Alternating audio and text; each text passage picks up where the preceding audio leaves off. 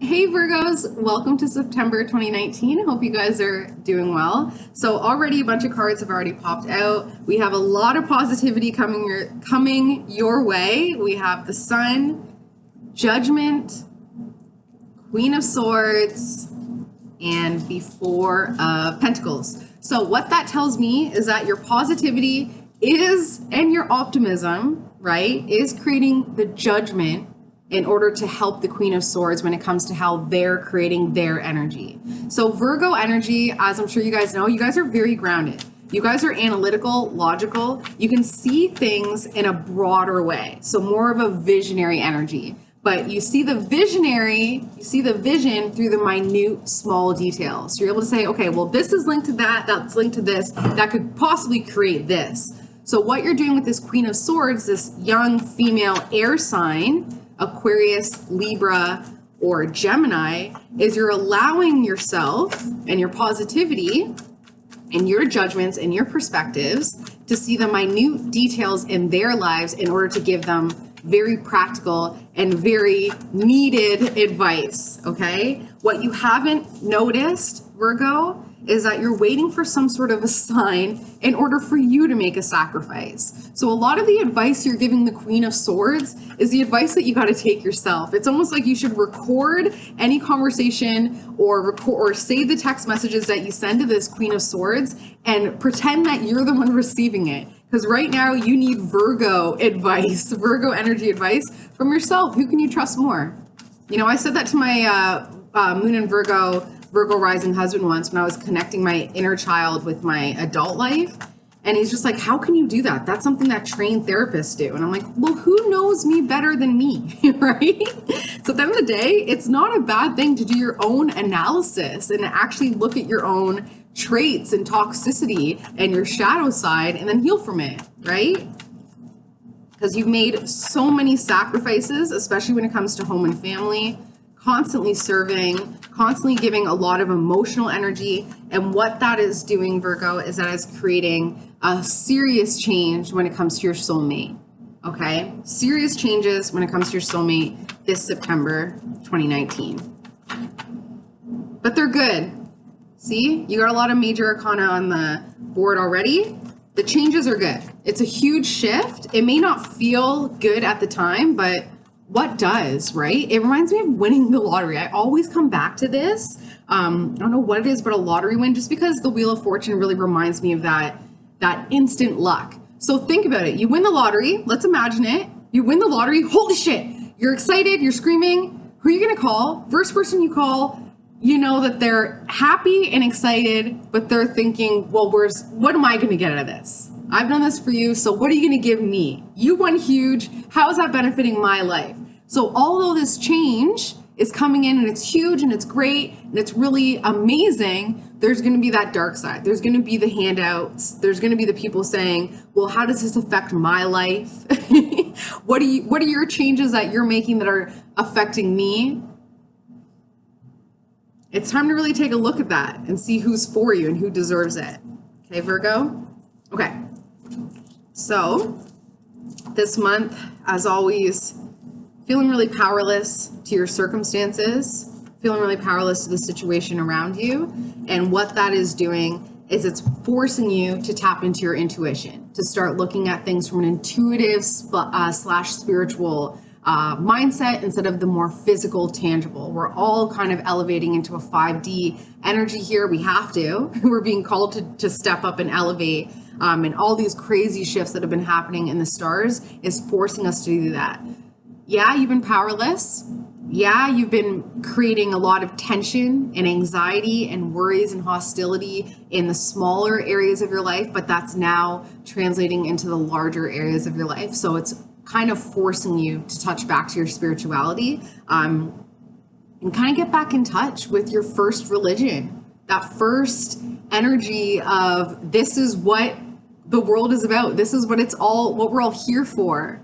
You kind of have to go back to that time in church as a kid just to kind of grasp that. You know, when a kid goes into a church, it's this magnificent, I remember my first time walking to a church and I'm just like, you instantly want to behave and you're instantly like, okay, I'm being watched and I need to be on my best behavior. It's almost like we need to go back to that time of kind of obedience in order to re-empower ourselves, in order to re-energize our positivity and our conviction when it comes to our spirituality, what we want, what we need, and what we feel our purpose is here on earth.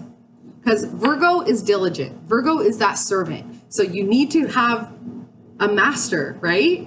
A servant needs somebody to serve. And a lot of the times it is going back to that spirituality, to that religion, to whatever God you believe in, and serving that. Especially, it's even better if you believe that you are a God. If you believe that if you study the law of attraction and you believe that you are that source of divine light, serving that master, the master of your highest self, that'll create huge shifts. Gotta let you know something, Virgo, subconsciously, you got this person beneath you. So this person is ruling a lot of your intuitive thoughts. As much as you feel disempowered and like you need to go back to that feeling of empowerment through religion or spirituality, it's all stemming back to this masculine air sign, Aquarius, Libra, Gemini, okay? This person is married to their ideology, to their spirituality.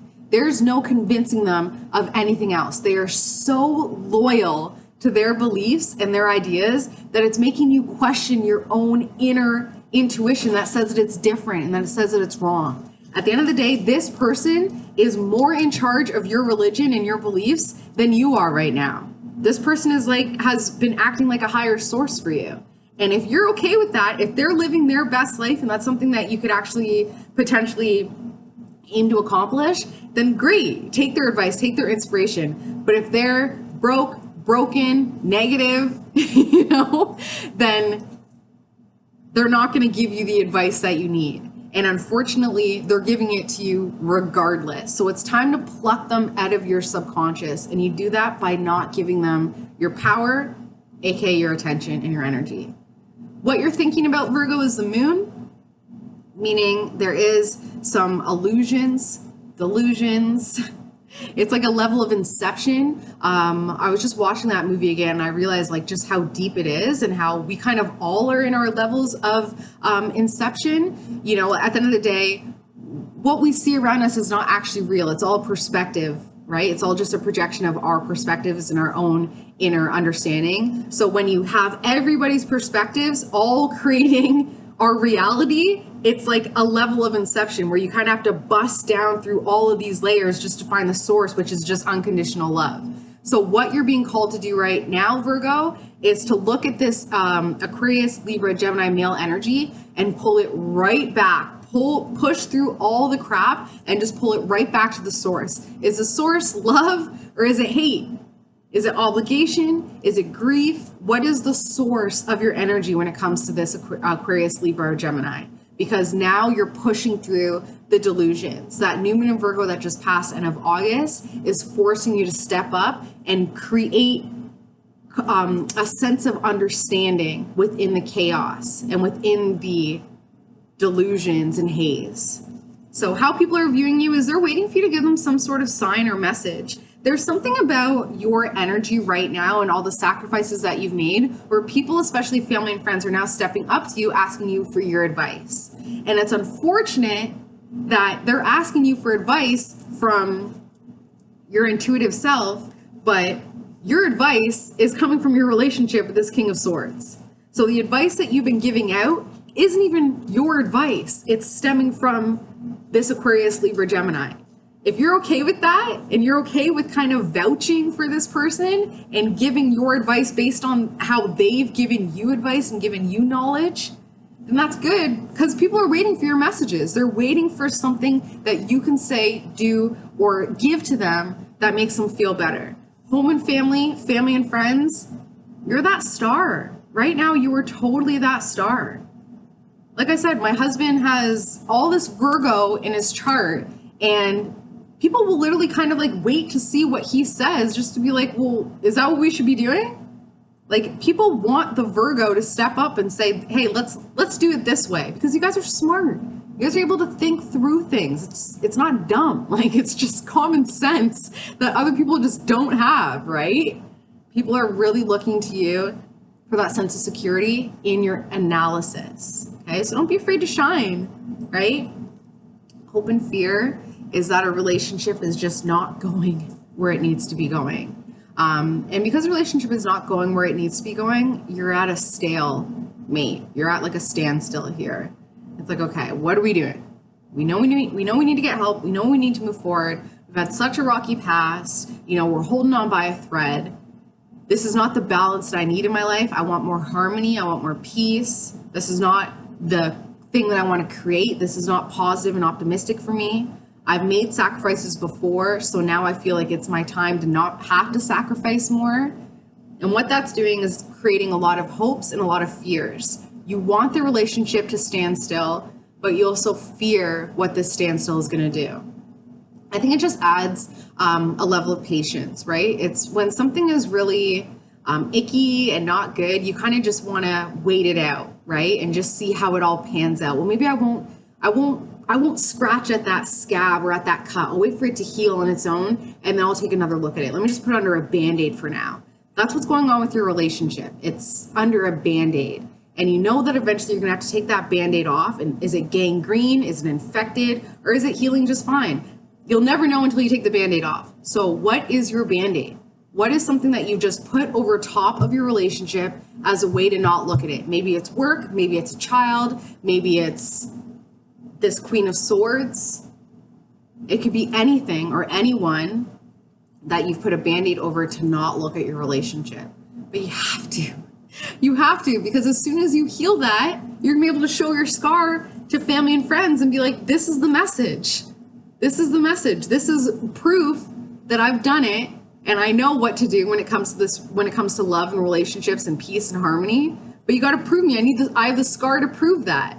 But you only see that scar once you take that Band-Aid off, right? So the outcome, Virgo, for your birthday month, September 2019, and of course October Virgos, is the full moon in Pisces, okay? It's the opposite sign of the Virgo.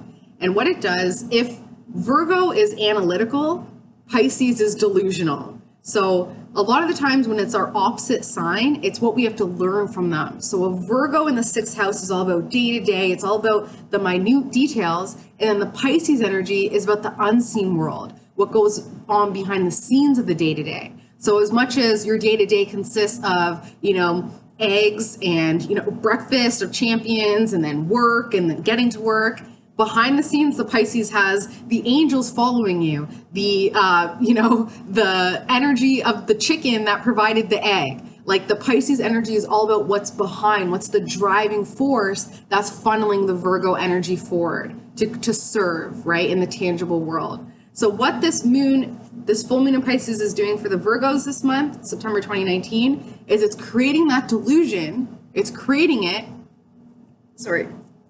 in order for you to heal from it, in order for you to realize that everything has meaning, that there are no coincidences, that every single action, every word, everything that you speak, feel, express, it's creating something behind the scenes. There's energy behind it. The full moon needs to show you that so that you can manifest positive changes. And what that full moon does is it reminds you that there is a level of imbalance in your life, okay?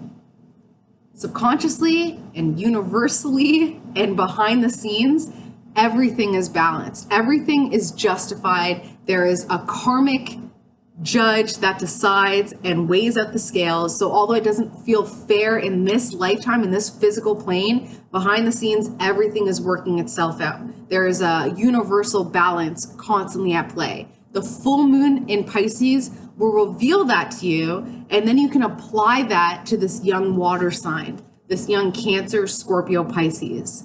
So right now it may feel like your intuition is saying, I have to do this. I have to do this. I have to explain this or give that message. You actually have to just wait for the full moon to reveal the unseen world to you, to make you realize that you don't have to do anything but shine. You don't have to do anything but shine your truth. Look at your Band-Aid wounds. Look at what you've been kind of hiding from yourself, and then apply it by just living it, right? So that's all I have for you guys. Love you so much. As always, if you want a personalized reading, my details are below, and I use astrology and numerology in all my readings. Please comment, like, subscribe, share. I'm back. I'm so excited to be back. I had a nice rest. So loving you guys so much, and I will talk to you soon. Bye, Virgos.